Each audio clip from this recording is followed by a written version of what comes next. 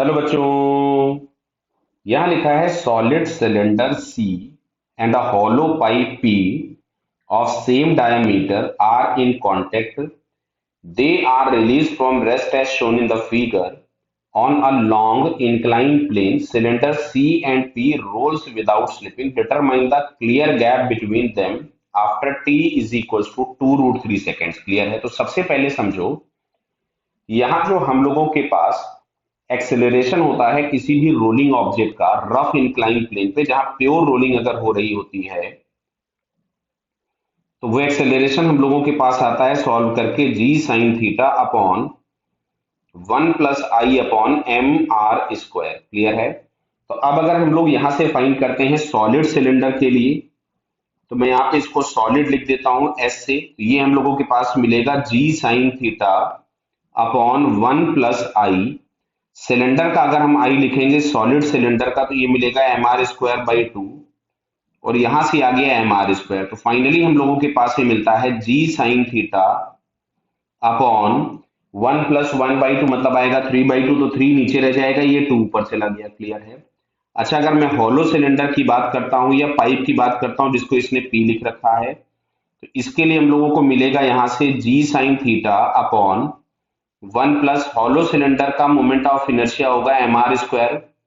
तो ये mr²। तो फाइनली आपके पास यहां से आपको मिलता है जी साइन थीटा/2। क्लियर? अब देखो, यहां से अगर हम लोग लिखें तो इनिशियली दोनों कांटेक्ट में थे, मतलब इनिशियल रिलेटिव वेलोसिटी दोनों की जीरो थी।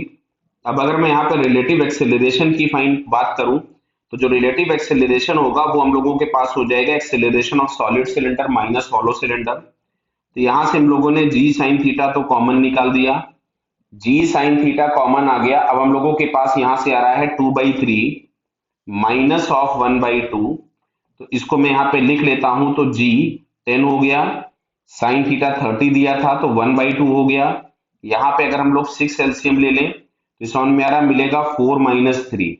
तो इससे तो ये हो गया 5। तो एक्सेलरेशन हम लोगों के पास आ रहा है 5/6 मीटर पर सेकेंड स्क्वायर। ये रिलेटिव एक्सेलरेशन आ गया। क्लियर है बेटा? ये 5/6 मीटर पर सेकेंड स्क्वायर।